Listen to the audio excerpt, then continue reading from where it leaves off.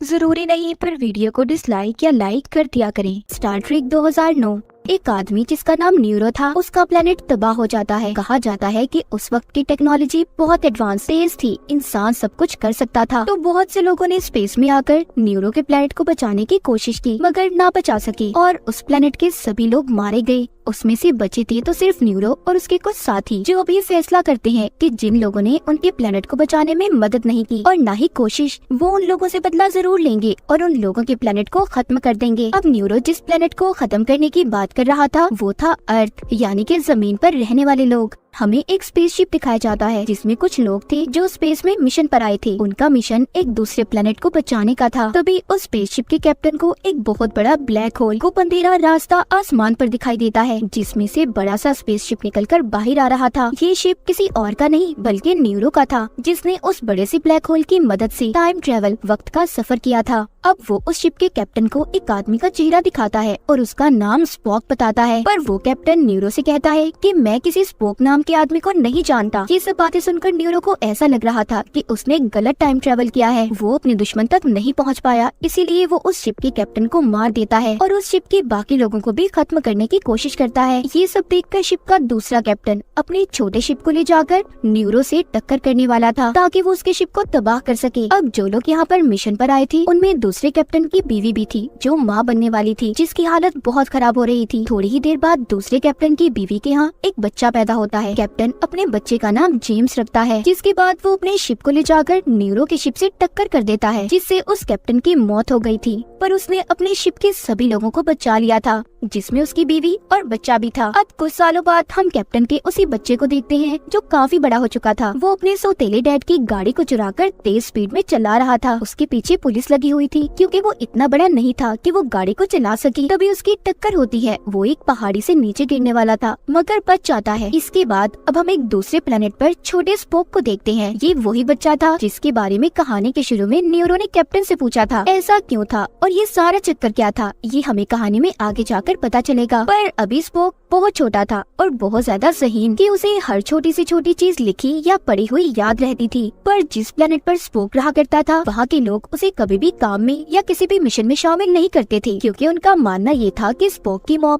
एक काम इंसान है। इसी तरह स्पोक बड़ा हो गया था। उसके चेहरे पर हमेशा मायूसी रहती थी, क्योंकि उसके प्लेनेट के लोगों ने उसे कभी कबूल ही नहीं किया। अब स्पोक बड़ा तो हो गया था, पर वो किसी भी तरह प्लेनेट के लोगों के सामने खुद को बेहतर साबित करना चाहता था। दूसरी तरफ हम जेम्स को देखते हैं, जो जैसे जैसे बड़ा हो रहा था अय्याश और बदतमीज बनता जा रहा था। वो एक बार में लड़की के साथ फ्लर्ट करता है या फिर उसे अपनी बातों में लगा रहा था। तभी उसे बार के सिक्योरिटी गार्ड्स बाहर जाने का कहते हैं, मगर वो नहीं जाता। इस बात पर गार्ड्स उसकी खूब पिटाई करते हैं। तभी वहाँ पर एक आदमी आ गया था, जो किसी स्पेसशिप का कैप्टन था। वो जेम्स से बात करता है और कहता है कि तुम्हारे डैड के साथ मैं काम कर चुका हूँ, जिन्होंने 800 लोगों की जान बचाई थी। ये आदमी उसी दूसरे कैप्टन की बात कर रहा था, जो लोगों को न्यूरो से बचा रहा था, यानी कि वो जेम्स के डैड थे। वो आदमी अब जेम्स से कहता है, मैं जानता हूँ तुम भी अपने डैड की तरह बहुत बहादुर हो। तुम्हें अपनी जिंदगी में सिर्फ एक मकसद चाहिए। तुम हमारी एकेडमी को ज्वाइन करो, तुम भी स्पेस में जा सकते हो, तुम्हें बहुत अच्छी ट्रेनिंग दी जाएगी। वैसे तो जेम्स इन चीजों को पसंद नहीं करता था, पर उस कैप्टन की बातों का उस पर बहुत गहरा असर हुआ था। वो इनकी एकेडमी को ज्वाइन कर लेता है। उधर ही जेम्स उस लड़की को भी देखता है, जिसकी वजह से इसने बार में मार खाई थी। अब जिन जिन लोगों ने इस ट्रेनिंग प्रोग्राम में हिस्सा लिया था, 3 साल बाद सब अपने कामों में माहिर हो गए थे। इन्हें अब इनकी पोस्ट दी जानी थी, मगर इससे पहले उन्हें एक टेस्ट को पास करना होगा। वो था कि दुश्मन से कैसे अपने स्पेसशिप को रेस्क्यू बचाना है। ये प्रोग्राम स्पोक ने डिजाइन किया था और इस टेस्ट को पास करना हर किसी के बस की बात नहीं थी। पर जेम्स उस टेस्ट को ऐसे पास करता है कि जैसे वो इस काम में बहुत ही माहिर हो। स्पोक जब जेम्स की इस महारत को देखता है तो उसे ऐसा लगने लगा था कि जेम्स चीटिंग से टेस्ट को पास करता है। वो उसके खिलाफ अपनी अदालत में केस भी फाइल कर देता है।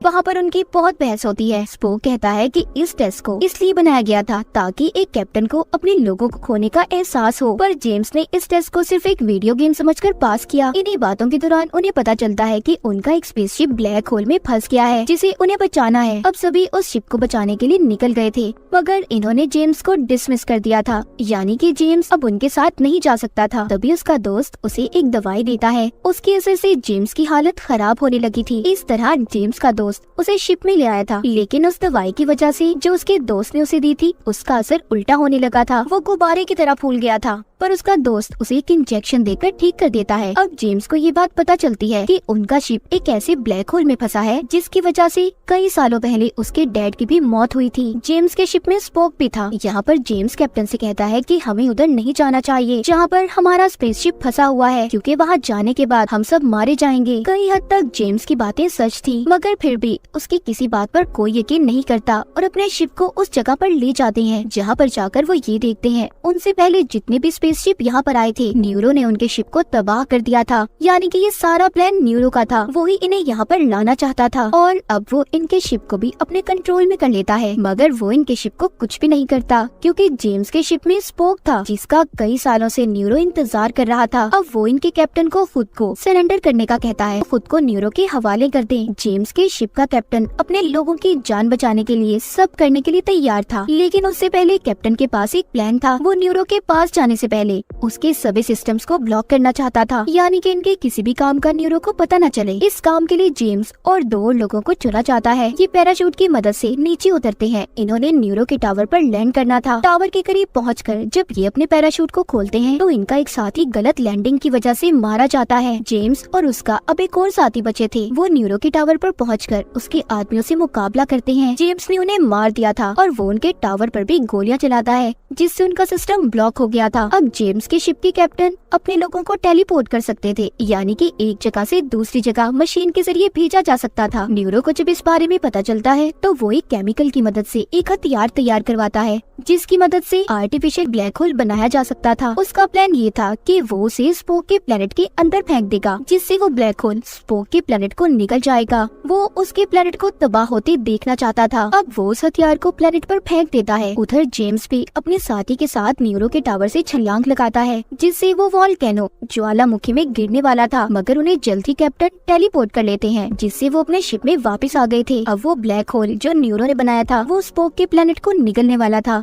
इसीलिए वो जल्दी टेलीपोर्ट होकर अपने प्लेनेट पर अपनी फैमिली को बचाने जाता है। अब वो जब सबको लेकर अपने प्लेनेट से वापस टेलीपोर्ट हो रहा था तो उसकी मॉम वहीं पर प्लेनेट में रह गई थी। स्पोक वापस आकर अपने प्लेनेट को तबाह होते देख रहा था। उसने अपनी मॉम को भी खो दिया था, पर अभी भी उसके चेहरे पर कुछ भी नजर नहीं आ रहा था, ना कोई उदासी ना दुख। स्पोक अपनी फीलिंग, अपने जज्बात को किसी के सामने भी नहीं लाता था। उधर न्यूरो जेम्स के शिप के कैप्टन को पकड़कर बांध देता है। वो उससे उसकी एकेडमी की सारी इन्फॉर्मेशन निकलवाना चाहता था। जब कैप्टन उसे कुछ भी बताने से मना करता है तो वो एक अजीब सी कीड़े को कैप्टन के मुंह में डालने वाला था, जिससे उसे बहुत तकलीफ हो रही थी। इधर शिप में जेम्स स्पोक से कहता है कि हमें हमारे कैप्टन को बचाना होगा, पर स्पोक ने उसकी बात मानने से मना कर दिया था और कहता है कि अगर हम न्यूरो के टावर के पास गए तो हमारी जान को भी खतरा है। इतना कहकर वो जेम्स को भी शिप से नीचे फेंकवा देता है। जेम्स अभी कैसे प्लेनेट पर पहुंच गया था जहां पर चारों तरफ बर्फ थी। वो अपने सामने बड़े से क्रिएचर को आते देखता है जो उसे मारने वाला था। तभी एक उससे भी बड़ा क्रिएचर आकर उस छोटे क्रिएचर को खा जाता है। अब वो जेम्स को भी खाने वाला था। तभी एक आदमी आकर उसे बचा लेता है। वो आदमी उसे गार में ले आया था। वो जेम्स से कहता है कि तुमने मुझे कैसे ढूंढा?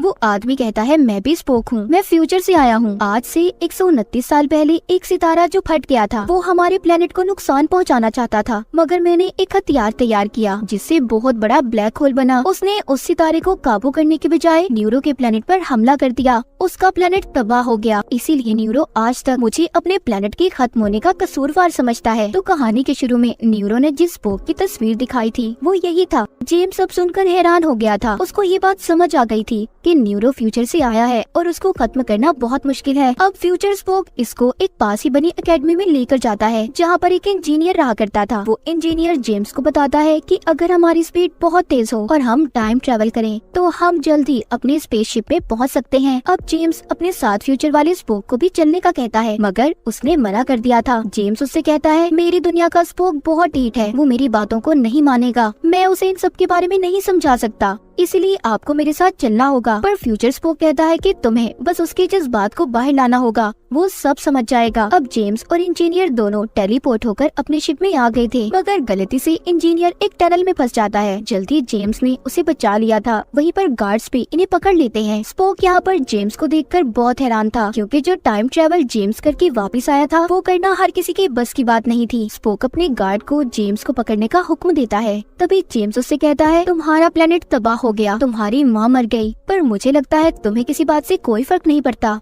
तभी स्पोक को गुस्सा आ जाता है। वो जेम्स को बहुत मारता है। यहाँ पर जेम्स उसे कुछ भी नहीं कह रहा था। स्पोक के डैड उसे रोकते हैं। अब स्पोक को ये लगने लगा था कि उसका कंट्रोल अब खुद पर नहीं रहा, क्योंकि उसके अब सारे जज्बात बाहर आने लगे थे। इसीलिए वो कैप्टन की सीट को छोड़ देता है। अब शिप का नया कैप्टन जेम्स था। वो सारी बातें जानता था कि न्यूरो को कैसे हराना है। उनके पास इंजीनियर की हाईली एडवांस टेलीपोर्ट टेक्नोलॉजी भी थी, जिस इंजीनियर को जेम्स फ्यूचर से लाया था। दूसरी तरफ न्यूरो अर्थ जमीन तक पहुंच गया था। वो ड्रिल की मदद से अर्थ के दरमियान में सुराख करने वाला था। तभी जेम्स और स्पोक न्यूरो की शिप में पहुंच जाते हैं। जेम्स आकर अपने कैप्टन को ढूंढने लगता है, जिसको न्यूरो ने पकड़ा हुआ था। जेम्स और स्पोक अलग अलग हो गए थे। उन्हें अपना कैप्टन मिल तो जाता है, पर यहाँ पर जेम्स को न्यूरो ने पकड़ लिया था। दूसरी तरफ स्पोक न्यूरो के हथियार को लेकर भाग जाता है। जब ये बात न्यूरो को पता चलती है कि उसका ताकतवर हथियार स्पोक लेकर भाग गया है, तो उसकी सारी तवज्जो अब उसे बचाने में लग गई थी। और इसी बात का फायदा उठाकर जेम्स ने न्यूरो के सभी साथियों को मार दिया था। स्पोक ने उस ड्रिल मशीन को भी तबाह कर दिया था, जो अर्थ में सुराख कर रही थी। अब स्पोक उस हथियार को न्यूरो के शिप की तरफ छोड़ देता है। जेम्स, स्पोक और कैप्टन तीनों टेलीपोर्ट होकर अपने शिप में पहुंच गए थे। उधर अब उस हथियार से ब्लैक होल बनना शुरू हो जाता है। न्यूरो के शिप को वो गुप्त रास्ता निकलने वाला था, इसलिए जेम्स उसे खुद को उनके हवाले करने का कहता है। पर न्यूरो को मरना पसंद था, ना कि झुकना, इसीलिए जेम्स अब उसके शिप पर हमला करके उसे खत्म कर देता है। जब जेम्स का शिप ब्लैक होल के पास से गुजर रहा था, तो उसके अंदर की ग्रेविटेशनल फोर्स इनके शिप को भी अपनी तरफ खींचती है, जिस वजह से अब इनका शिप भी टूटने वाला था। मगर इनके पास भी एक इंजीनियर था,